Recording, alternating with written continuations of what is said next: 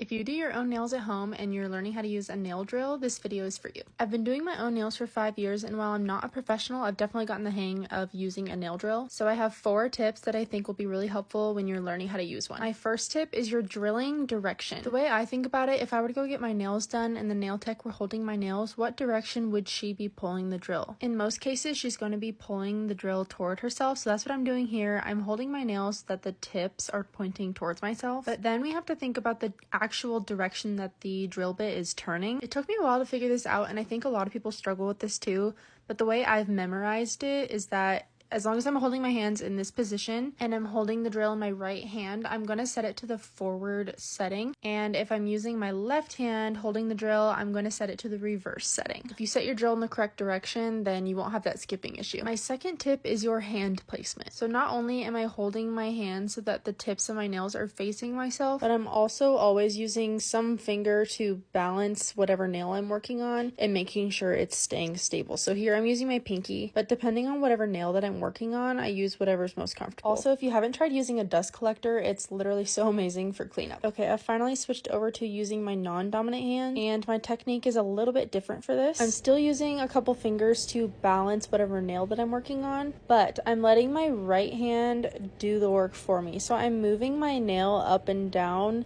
so that I can make it easier on myself without having to move my non-dominant hand too much. But I will flip my hand around just to get the very last part. My third tip is going to be your drill speed. Your drill speed entirely depends on whatever drill bit that you're using and what it's intended for, but also don't be afraid to slow down the drill if you're new to using one. Here I'm using a removal carbide bit, I believe in medium grit. I only use this when I'm removing gel polish or dip powder, never ever on my natural nail. I use the removal bit at a speed of 30, which is the top RPMs on my drill, but I used to only use this at 10 and it worked just fine. My fourth tip is to use the right drill bit. So like I said, I used a removal bit to remove gel polish or dip powder, and here I'm using a cuticle bit to work on my cuticle area. Any of the small drill bits that come with your nail drill are great for your cuticles, but the only other drill bit that I would use on my natural nail would be a sanding band. Anything coarse should never be used on your natural nail. I use my cuticle bit between a speed of 8 to 12 depending on the bit that I'm using, but I feel like I can make a whole nother video just on drill bits for your cuticles. So those were my 4 tips for using a nail drill. Let me know if you found any of them helpful.